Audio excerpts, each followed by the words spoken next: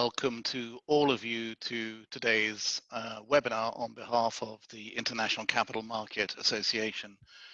And I'm really delighted to be joined for today's conversation by Arunma Oteh. And just let me say a few words by way of introduction. Arunma has held a very wide range of high-profile roles and is currently an academic scholar at the University of Oxford. And her research areas are fintech, capital markets, sustainability, and economic developments. And she's also the executive in residence at the Side Business School, advising on Africa, finance, and sustainability. But prior to this, Arunma was the vice president and treasurer of the World Bank.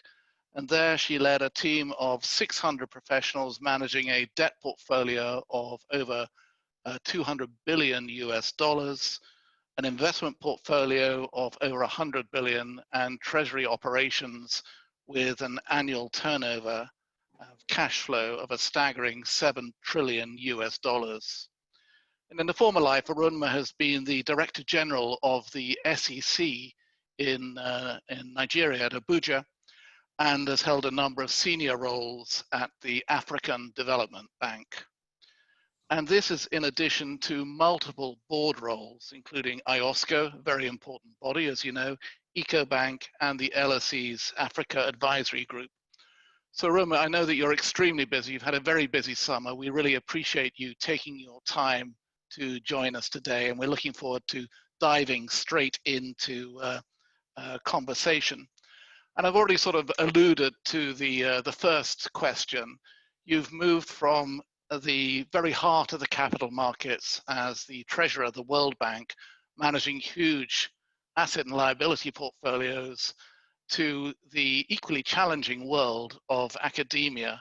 And I'd be interested just to understand how you're enjoying that and how you're finding that different challenge. Well, first of all, Martin, I must say a big thank you for this opportunity to have this conversation with you. I've enjoyed all of the times that I've interacted with ICMA and the great work that ICMA does, and the partnership that it's enjoyed with multilateral development agencies. To your question around how I'm enjoying academic life, it's phenomenal for various reasons. First, I've always admired academia because of the impact that the work of academics have on society and the opportunity to research innovative and cutting edge issues. And of course, the learning environment that you're immersed in. Indeed, my interest was sparked at the beginning of my career. My first job was actually as a lecturer and researcher out of university in 1984. It has always been something that I've wanted to return to. An academic environment enables you to nurture and develop future leaders through teaching and innovate and impact society through research. It's also really special for me to realize a dream of mine, which is to spend some time at University of Oxford, the oldest university in the English-speaking world. In the 18 months or more that I've been at Oxford, I've had the opportunity to see firsthand why Oxford continues to be one of the best universities in the world, because it knows how to keep its traditions, but also knows how to innovate, and particularly to address, and for the Side Business School, some of the world scale challenges that society faces. So let me give an example of some of the work at Side Business School. Before that, I'm a member of a group that's called FAME. It's the acronym Finance, Accounting, Management, and Economics. Side Business School is one of the foremost business schools that focuses on sustainability, an area that is, of course, important to you, Martin, you and your colleagues at the International Capital Market Association and your members. It's also, for me, an honor to be in the same group with people like Professor Colin Meyer, who you may be aware of his work to upgrade the approach to understanding the purpose of a corporation from a narrow shareholder-centric view to a multi-stakeholder view that of course includes not just the shareholders, but also employees, customers, suppliers, and the broader community. You may be aware that on Sunday, 13th of September, it was exactly 50 years since Milton Friedman espoused his views on shareholders and shareholder return being the purpose of a corporation. This, of course, as you know, has shaped economic understanding and what's happened over the last 50 years. I would say that it's fueled the short-termism that we've seen. It's also fueled the pivot away from rewarding long-term success and focusing on what is important in society and what is important in the planet. I think that, you know, when you look at what's been our big issue this year, COVID-19, you'll agree that the focus on a multi-stakeholder approach really helps society better function, helps us address challenges like poverty, inequalities, and climate change. The Side Business School is focused on a number of other things. There's a Ford Foundation project called the Ownership Project, which helps multi-generational families like the Roche family and the pharmaceutical company think about how they respond to environment, social, and governance issues. We have been working with Mars, the chocolate company, over more than 10 years on their Economics of Mutuality project, which essentially espouses similar things, that a company's purpose is to generate a mutuality of benefits for its consumers, its employees, suppliers, and communities. Of course, Side Business School is also known for the SCORE Center of Entrepreneurship, which is the foremost center in social entrepreneurship. I can go on, but I just wanted to make the point that you know, there is a great connection between the work that the school's been doing on sustainability. Of course, it's got a great faculty on finance. One of the most well-known professors on issues of private equity, who's been at the forefront of questioning how much limited partners, how much the general partners are earning, is also Professor Ludo Filipao, who is at the business school. So there's a lot going on. It's been fascinating for me just to, you know, to share with you some of the things that I've been associated with and that I've been working on over the last 18 months. It sounds absolutely fascinating. And this discussion between long-termism and short-termism is very prevalent, and the mutual benefit for all stakeholders. So I'm not surprised to hear you talking about that, and also talking about a little bit focusing on what is good for society as a whole in a sustainable way. And that leads on to you know, perhaps the next topic of conversation.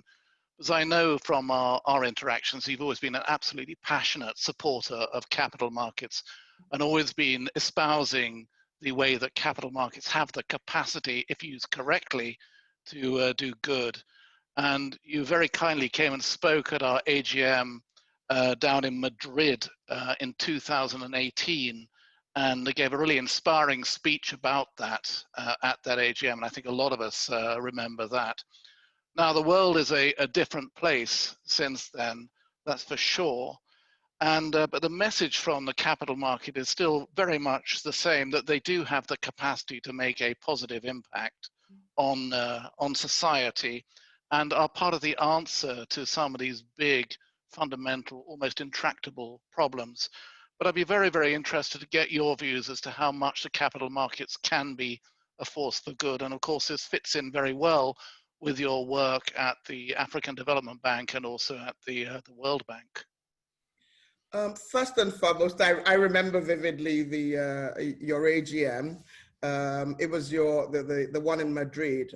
It was your 50th anniversary, and I think it was great to go down memory lane and see how the work of just a few bond dealers in an office has grown to something that when I at that meeting, I think you already had more than 60 representatives from more than 60 countries. And I think you've also been at the forefront yourself of helping make sure that there is a credible framework for issues around sustainability. Where are we today? I would say that there has been significant progress even in the last 2 years. But I think that what COVID has done is really draw attention to why it is so important to focus on a multi-stakeholder capitalism approach. I'd already shared the point about the work of Professor Colin Meyer, who has really championed that new definition of the duty of a corporate being purpose. We've also, in my view, had broader acceptance and understanding of Agenda 2030, thanks to the United Nations, the Paris Climate Agreement, and the 17 United Nations Sustainable Development Goals. I remember 2015, September, when these global goals were launched, and really feeling excited about what it will do, because we have the same terminology, we have the same taxonomy across the world in really focusing on the 17 goals. And having us focus on issues like hunger, poverty, climate action, inequalities, gender, partnership, some of the 17 goals. So I think that there's a better understanding, and I would say, maybe because I come from the multilateral development bank world, I think it's been led by the multilateral development banks, and the World Bank has been at the forefront of this idea of, so we had green bonds, and we had social bonds, and then sustainable and development bonds. And some of those early transactions that we did in 2015 has, in my view, help promote this understanding of the value of focusing on sustainability. But I would say that initiatives like the Business Roundtables declaration last year, that they've decided to revise the purpose of a corporation from shareholder returns to purpose, and with more than 180 CEOs signing that declaration, I think is extremely significant, because they're the CEOs of the largest companies in the world. Also, I would say that the work that that IFC, the private sector arm of the World Bank, has been doing in helping people understand what would be the operating principles for impact management has also been very important. So bringing greater transparency, bringing credibility, bringing discipline in impact investing as with their own objectives. Your own work, I mean, you've been very disciplined. I mean, I remember all of our periodic meetings on the public sector side, really thinking through the green bond principles, that you've been the secretariat of the social bond principles, the sustainability bond guidelines. And now I see that you've introduced the sustainability linked principles. And that way you can bring others on board so that they can start that path of getting to sustainability. But I think that, 2020, we'll look back and say that COVID-19, if there's anything that's a silver lining on COVID-19, is the realization about the value of sustainability more generally, and that things can very easily go wrong in one part of the world and then go wrong everywhere, and that the world is truly interconnected. Yeah. I think you're right. I think the UN's SDGs have been extremely important in helping move this agenda forward. We've contributed ourselves through the Secretariat on the Green Bond Principles, Social Bond Principles. Recently, the Sustainability Linked Bond Principles, I think, are very interesting, because they allow companies to move away from the use of proceeds concept and look at particular parametric goals which would improve sustainability in that particular company. We're starting now to see one or two issuers going down that road. So I think that is a growth area, and that will help transition. It'll help on this path to transition. So I think that's very good. But you've been a leader in the capital markets yourself now for many, many years, and you alluded to the fact that the development banks, and probably particularly the World Bank, has been an innovator and a leader in developments. I think I'm right in saying that during your tenure as Treasurer, you issued the first pandemic bonds. So are there any specific lessons that you would want to bring out from your time at the World Bank that you think can help us all address the financial problems which are being caused by, and social problems which are being caused by the pandemic at the moment? I think that for me, the first one is that there's a lot of work that needs to be done. And so if, the public sector realizes that it can't do it alone. That said, the COVID-19 crisis, what governments have done have been to move very quickly. I would say that they even moved faster than they did during the global financial crisis. I think one of the lessons was that, moving quickly to try and arrest the problem is an important issue.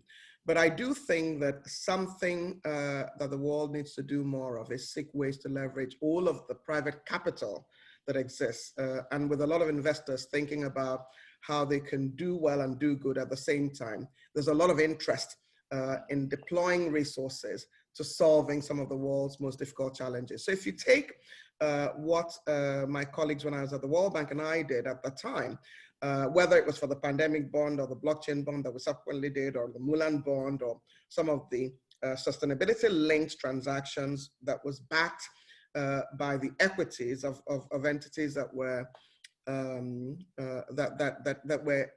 that had adopted the sustainable development goals, like Unilever or Danone and some of the others.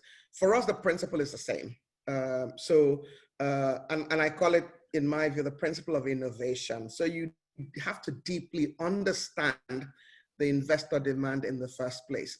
So you just don't create a product. You create a product because there's a need. And even if we go back to in 2008, when the World Bank did the first plain vanilla green bond, it was responding to a specific demand.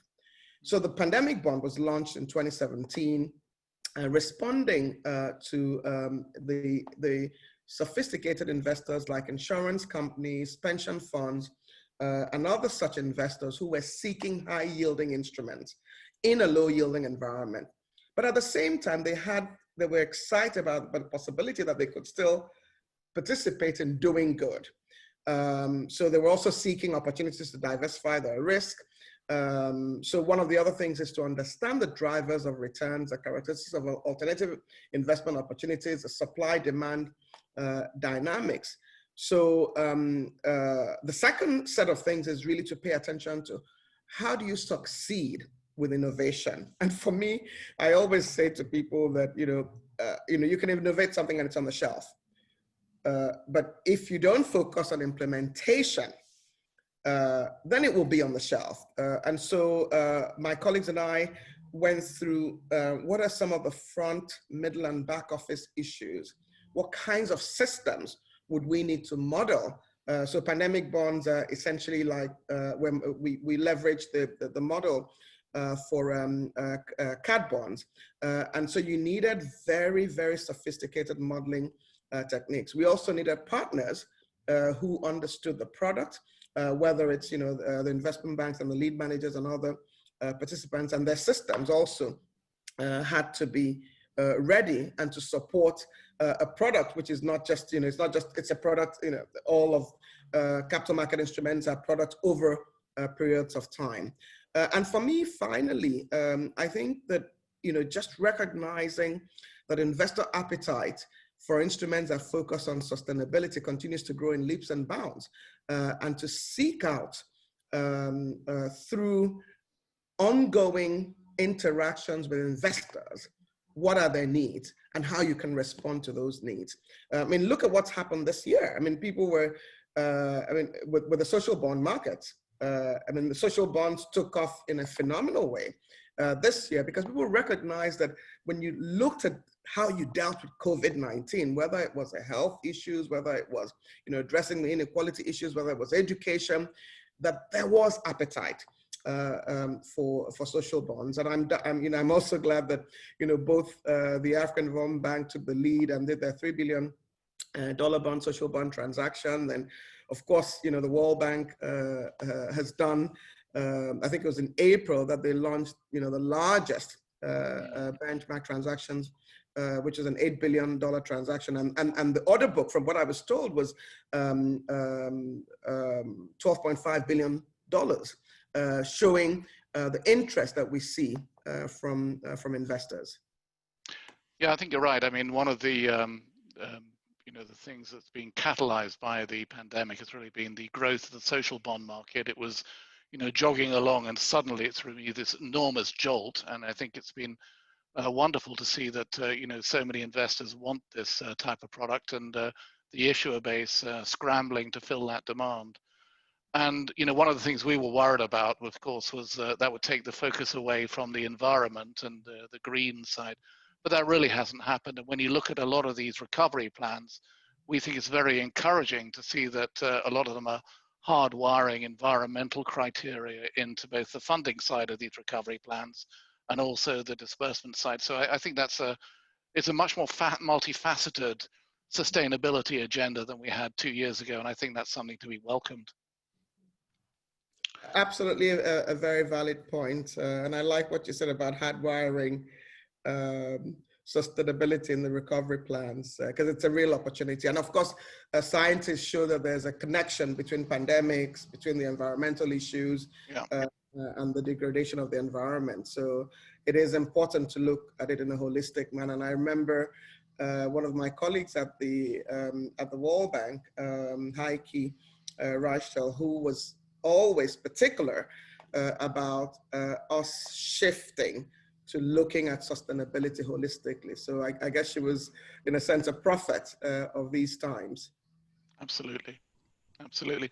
Let's shift tack a little bit. It's still, I think, COVID-19 related in one way, but one of the impacts of the crisis has been the economic impact, and that has resulted in governments the world over needing to borrow significantly more and having significantly more sovereign debt.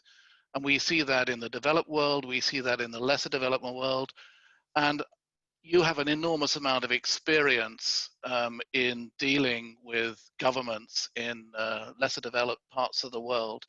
And I'd be really interested to hear from you, how much of an issue do you really think this increased level of sovereign debt is? How long do you think it's going to last? And how do you evaluate some of the potential solutions? I mean, there are a number of potential solutions out there, some of the G20, for example. So first, I think that the world doesn't have any,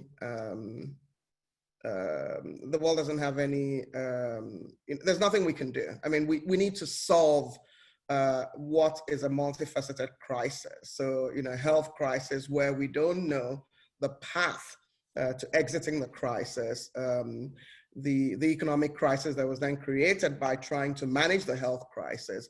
But what I often, in other conversations that I've had, say is even a bigger crisis, so the confidence psychological crisis. And so I've actually admired that governments have done their best to try and make sure that they address these issues. That has meant that, of course, the debt levels have basically been the highest the world has had. From what from my own analysis, it's basically exceeded the previous peak, which was during World War II, in terms of sovereign debt. I think one of the good things that can help is that, of course, because interest rates are at historically low levels, the debt service is cheaper than in the past when we've had some of the very high debt levels that we've had. And so that is some reprieve. But for emerging markets, for frontier markets, I mean, debt stress and debt sustainability was already a problem before COVID-19. But my attitude is that we need to solve the COVID-19 problem first, and then we'll tackle the debt problem. I think it's good that the G20 is working on debt standstill initiatives, given that these are unusual times. I think that more needs to be done, and it needs to be quicker. And I think that, you know, the size of some of it is you know, I'm almost feeling like I don't want to sound not grateful, but I think that more can be done because of the challenge that we could face. I'm very you know, proud of the IMF and the World Bank, and that they've scaled up their support to emerging market countries. I think the IMF, as at the report that they released this month, have assisted 80 countries with various forms of emergency financing. Of course, targeting also the low-income countries. I like the the Catastrophe Containment Relief Trust, which is a debt forgiveness plan.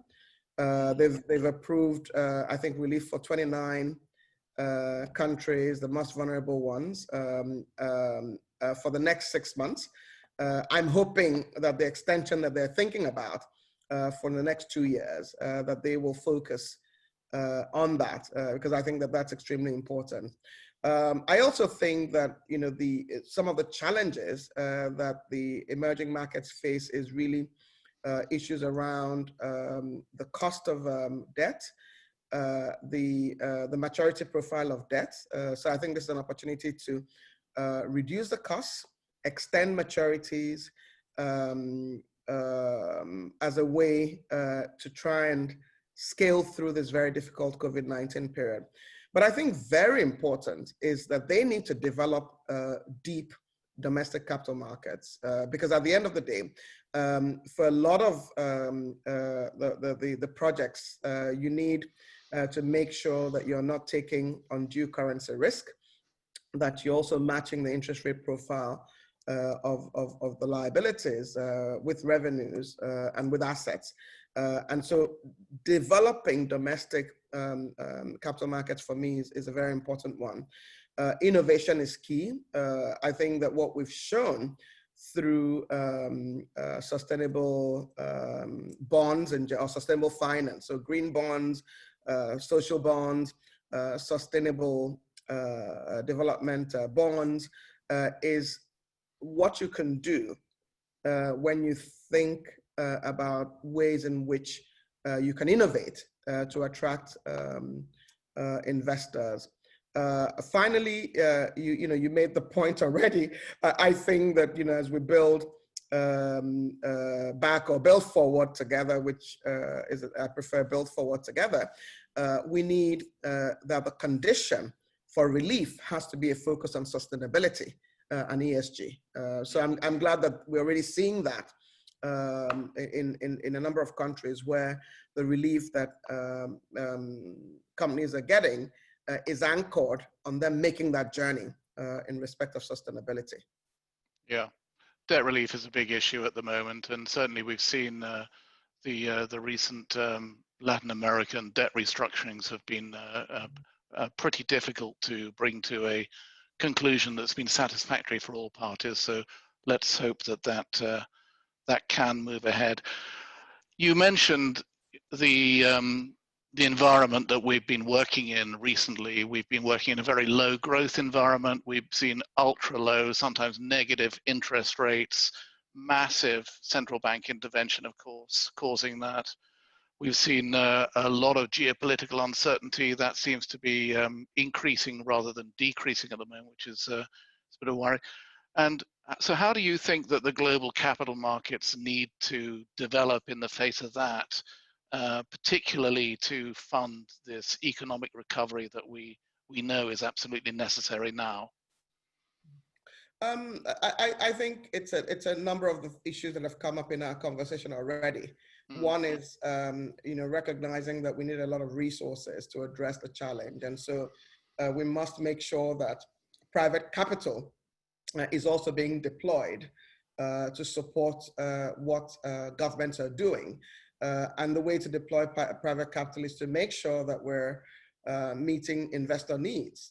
Investors' yields are still very low. in many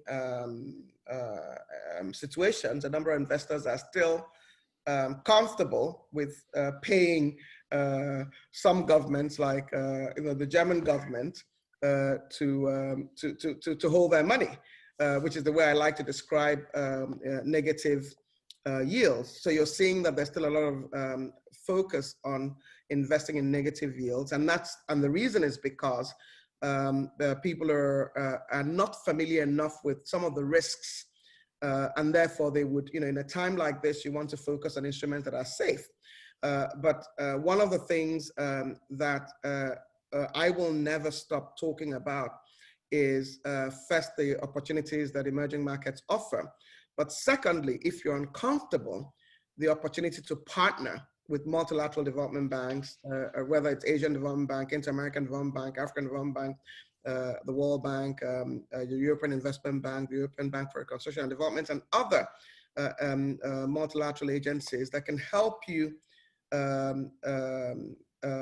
guarantee the risk so that you can make returns that are reasonable. We're seeing various disruptions. I mean, you've got insurance companies, you've got pension funds that have committed a certain level of return to their pension fund holders or to their investors, and they're not able to make them, but they're still investing in this negatively yielding instrument. So a better understanding of the investment universe is one that I would suggest. And of course, the point that we've already made around the fact that there's a whole focus now from investors. I think one of the COVID-19 good things about COVID-19 is that there's a lot more empathy in the world, and people are saying, okay, what can I do with all this money that I have?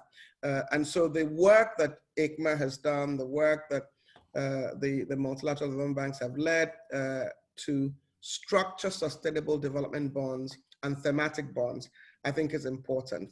But I want to say more specifically that there are lessons that these kinds of instruments offer more broadly. And maybe we will pivot towards that for the entire bond market. So first, I think that they provide a comprehensive approach to risk management.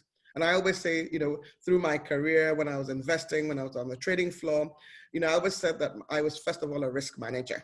And so you're not just focusing on financial risks. Understanding all of the risks that affect you, what you're investing in, is important. And I think that's a lesson we learn from sustainable finance. The second, where the focus is on use of proceeds, is that people want to know what their money is being used for. And green bonds and social bonds and sustainability bonds have already started that journey. And I expect that one day we will have that be the approach for the entire bond market. So, and whether you have an independent opinion, third-party verification, but this idea of periodically reporting on what you're doing is a lesson that the wider bond markets and the capital markets can learn, because investors are asking more questions because they want to make sure that they're putting their money in the right place and still earning a good return. So those would be the things I would say would be, for me, some of the takeaways from this, in addition to, of course, for emerging market countries, really taking the time to develop your domestic market.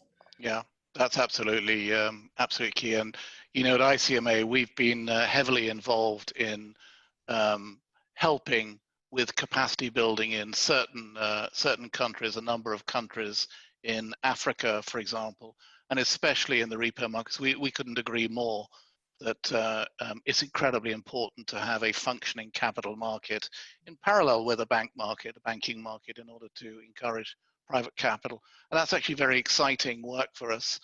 And when we look at some of the performance of countries like Nigeria, which are obviously better than anybody, it's already significant. So how do you see going forward the contribution of the African financial markets to developing their economies in this post-crisis environment? Oh, so for me, first of all, commendation on the fact that you're lending your international expertise and experience to the development of capital markets across Africa. I've heard of your work in Nigeria, Kenya, I believe Rwanda and Zimbabwe. But I actually like that you're focused on repo market. You know, I always remember, you know, some of my, you know, the trajectory as a junior officer on the trading floor.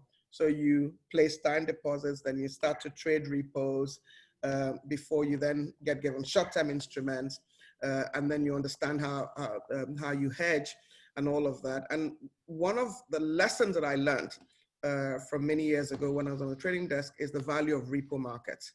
They bring efficiency, they bring liquidity, and for many markets in Africa, they haven't had that process of making sure that the backbone of capital markets are put in place. So I'm really, really grateful to you and your colleagues for the work that you're doing in respect of repo markets around the continent. On your question about, you know, what should African countries do and how can they leverage capital markets? I mean, people who know me know that I've been on record to say that, you know, it is an absolutely important lever for a nation to focus on developing its domestic capital markets, because you don't only raise money for public and private sector, but there are other things that vibrant domestic capital markets do for you. They provide you a meritocracy because resources are allocated to the best entities. There's also that whole process of rating agencies, of accountants, of lawyers that keep people trying to be their best. So I believe that there is a lot more that capital markets can do than just provide money.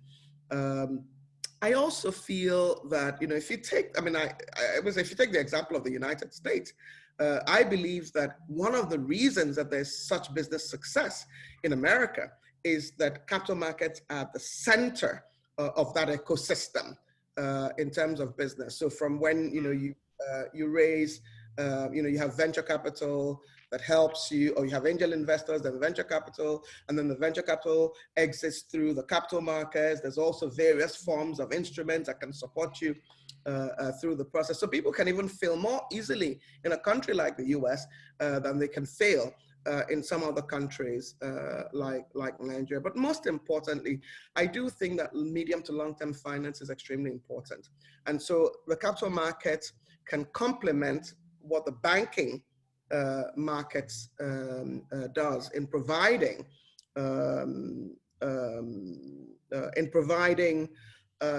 a whole rich ecosystem for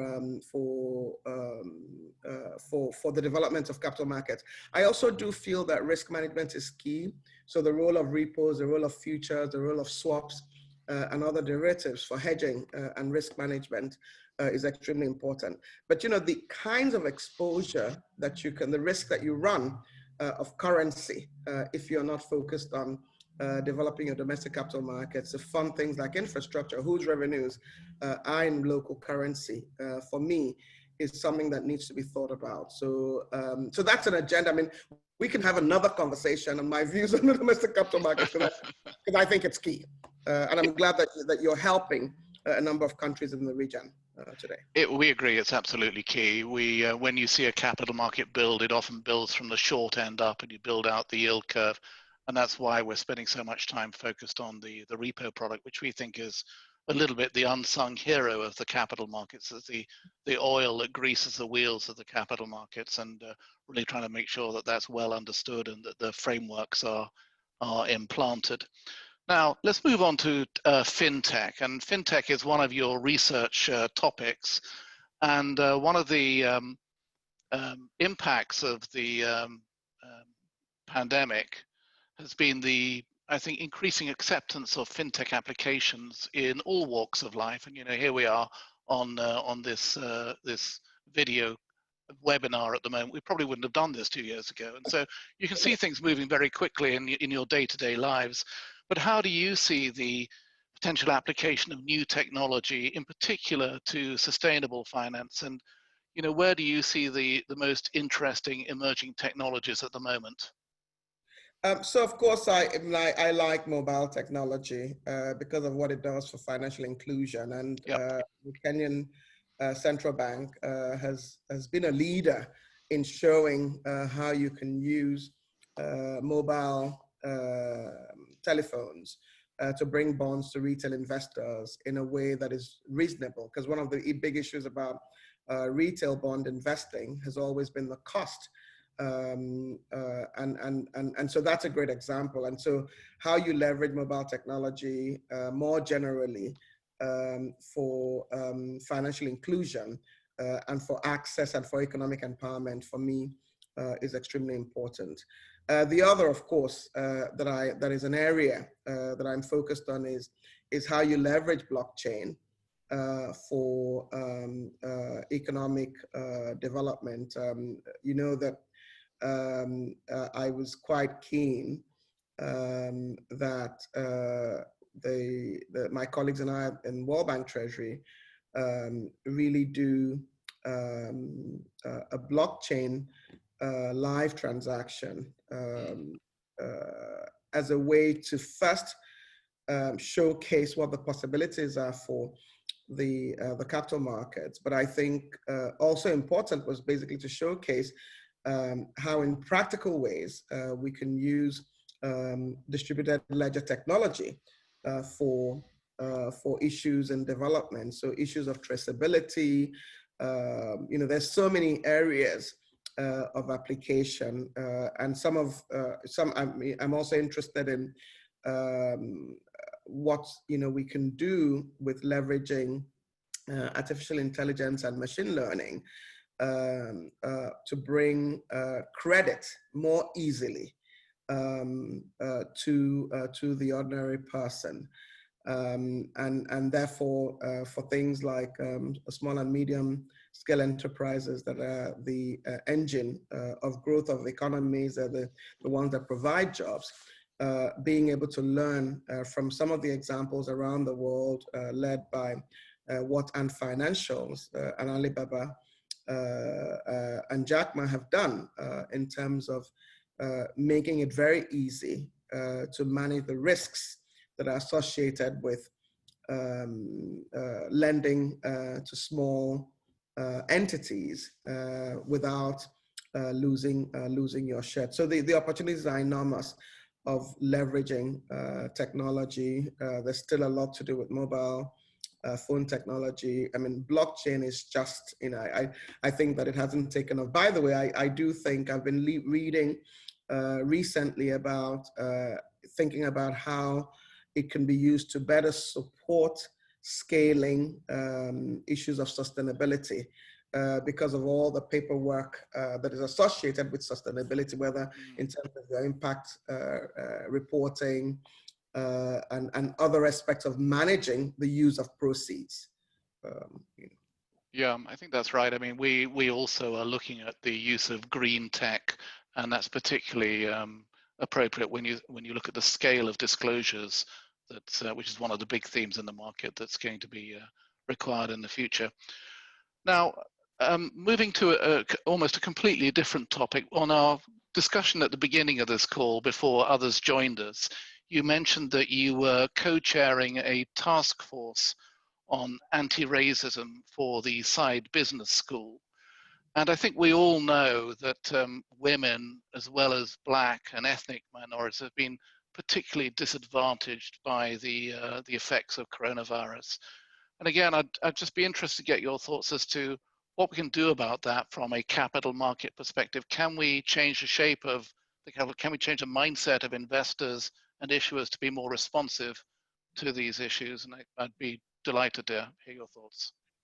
Thanks for asking me about this. I've been fascinated since the killing of George Floyd in the US. I think it was the end of May 2020, that entities around the world have basically been reviewing their policies, their strategies, their processes to really understand how they can address issues of institutional racism and systemic racism. What I've been fascinated about is just the outrage, the global outrage. So you've seen protests in African countries, in Asian countries, in Nordic countries in response to this issue. So I think that, you know, what people call a race pandemic, I think also suggests that people are at a point in their lives where they're saying, you know, we need to make sure that the world is doing the right thing.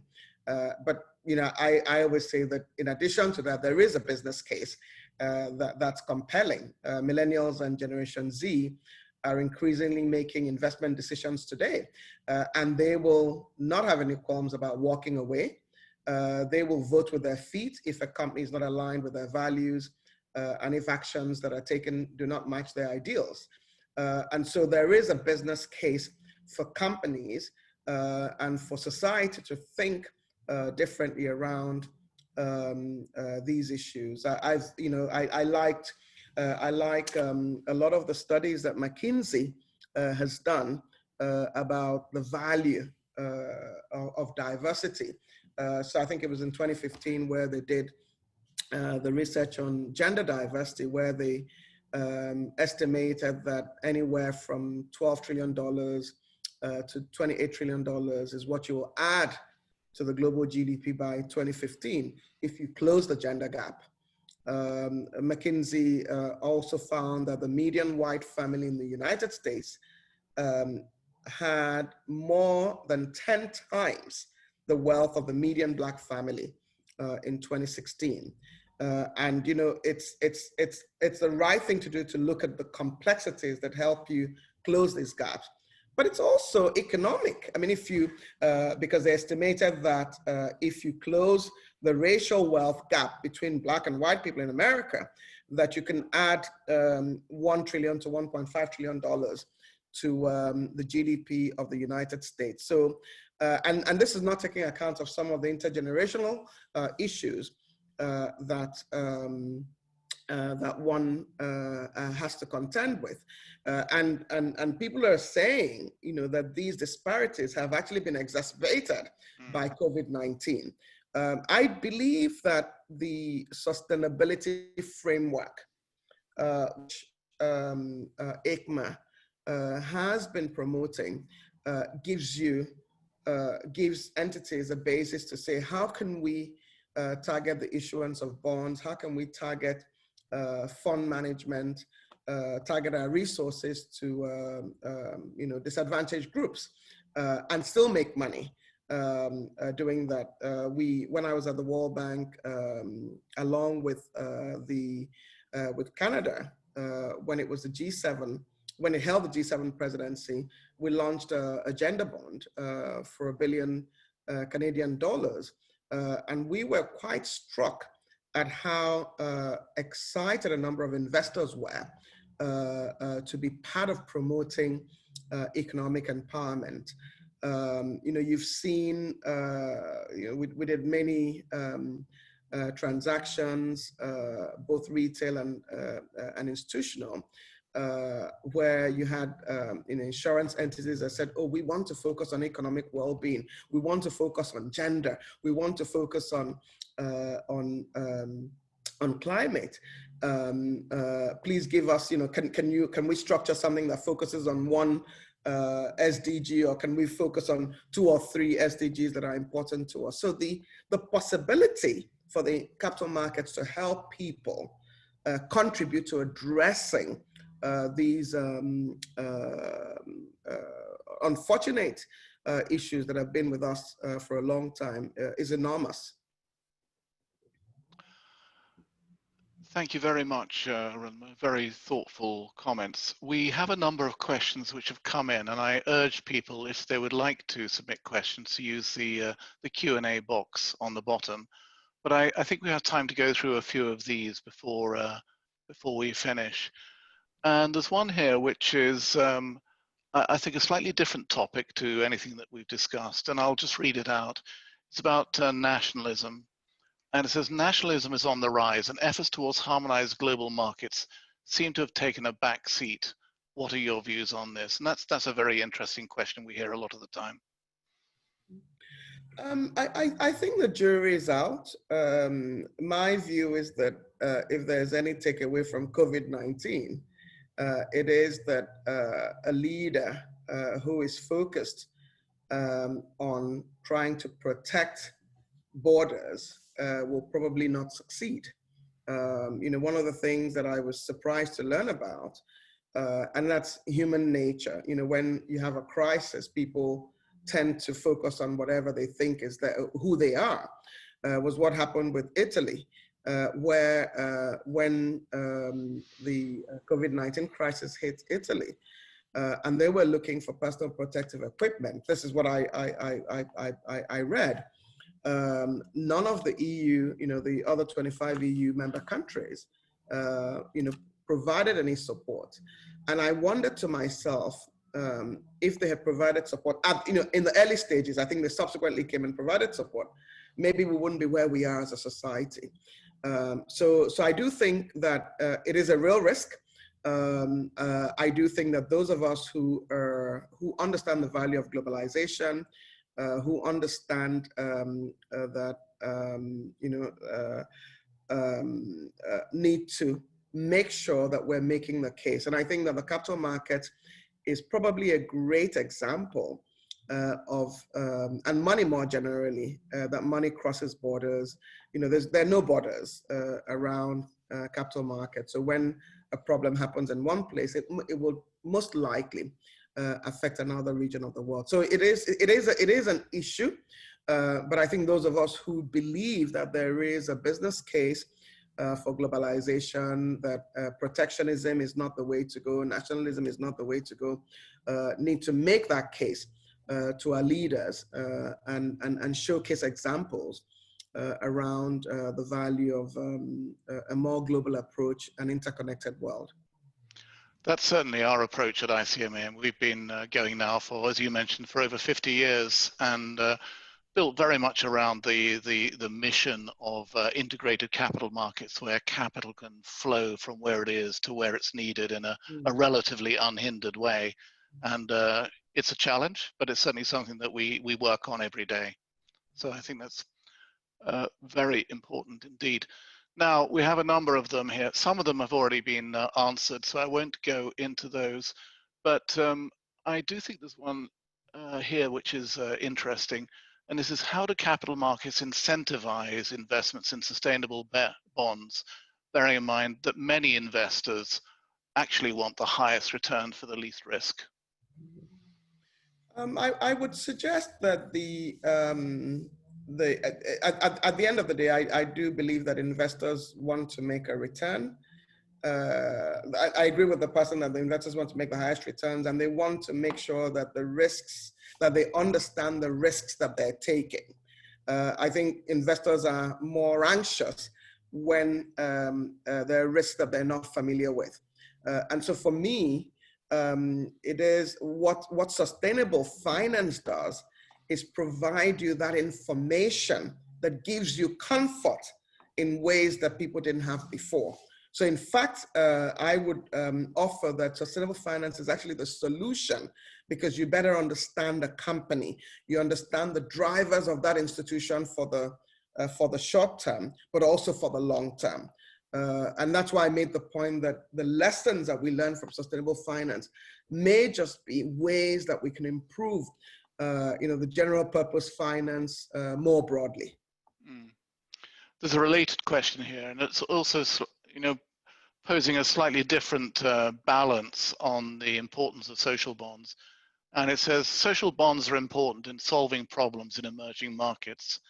However, with countries in these regions having weak economies and weak regulatory frameworks, wouldn't strengthening these be as important or even more important than the size of social bond investment?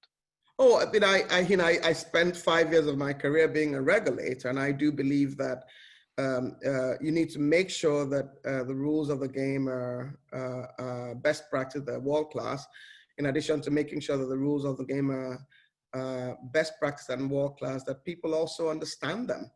One of the things that, when in Nigeria, I think it was 2010, one of my first few tasks as the head of SEC Nigeria was us implementing the International Finance IFRS, the accounting standard.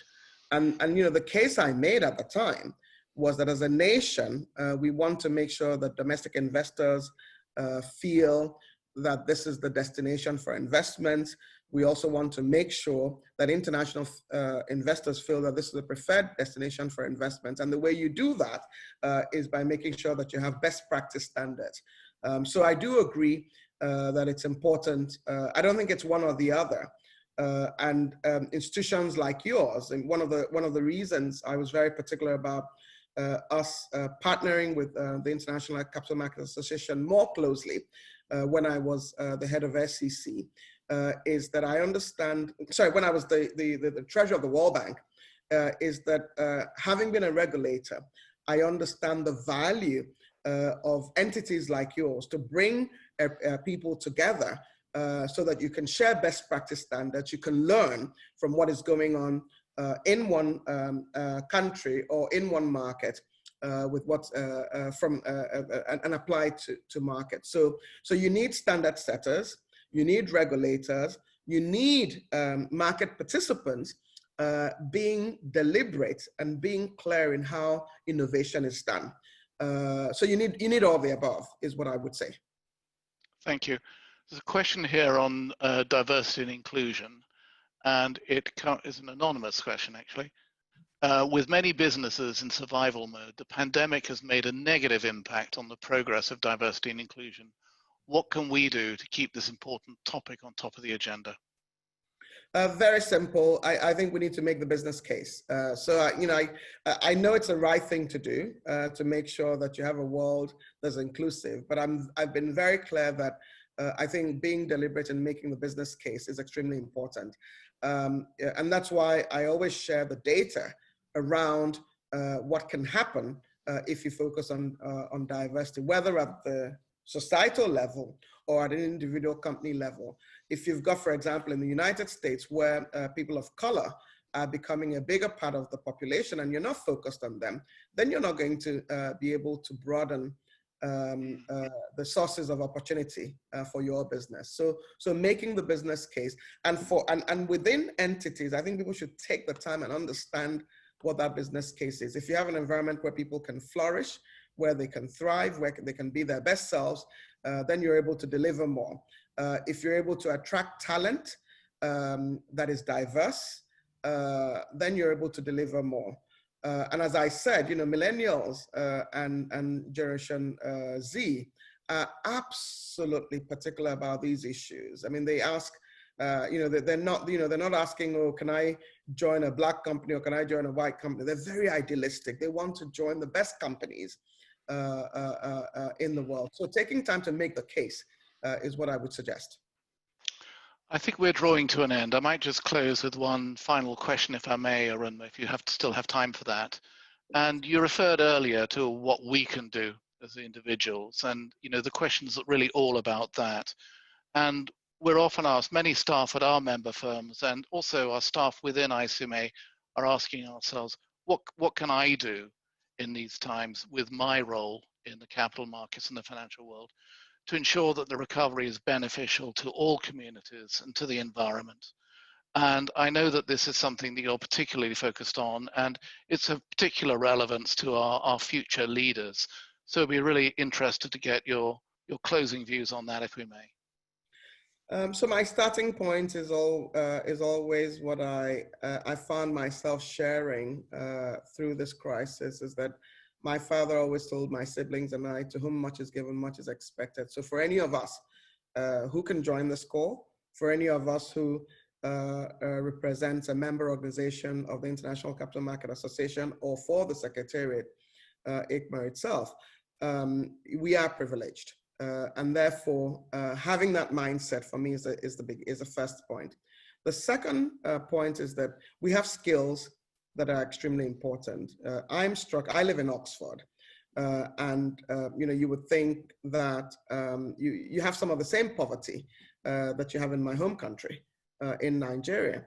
And so if we can think about how we can share skills on financial well-being, financial literacy skills, so that people can arm themselves with these lifelong skills to help themselves. The third is we've got a lot of, as I said, small and medium scale enterprises are the engines of growth for any economy, and therefore we can apply some of our skills, our finance skills, our business skills, our accounting skills to supporting small enterprises in our neighborhoods.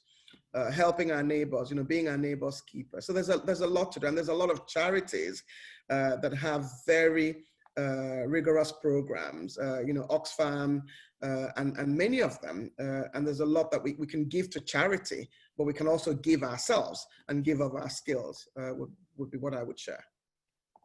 That's very inspiring. Thank you very much. I think sadly we're going to have to leave it there, Arunma. It's been a real, you just spoke about privilege. It's been a privilege for all of us to hear your views. Thank you so much for taking your time. We very much appreciate it. And I'm sorry we haven't had time to answer all of the questions, but they would go on forever. You have such a lot of insight, and we wish you every success in your academic career and all your future endeavors. So thank you again, Arunma. Well, thank you, Martin, for what you and your team do. I will always be a part of the capital markets. I always say to people, I started learning about the capital markets at dinner table when I was 8 years old at home. Capital markets are absolutely important for society, even more so today, given that we need to build what I would call forward together as we seek to speedily exit this COVID-19 unprecedented crisis. Thank you so much, Martin. Thank you. Thank you all for listening. And this is Martin Scheck speaking with Arunma Oteh. Thank you all.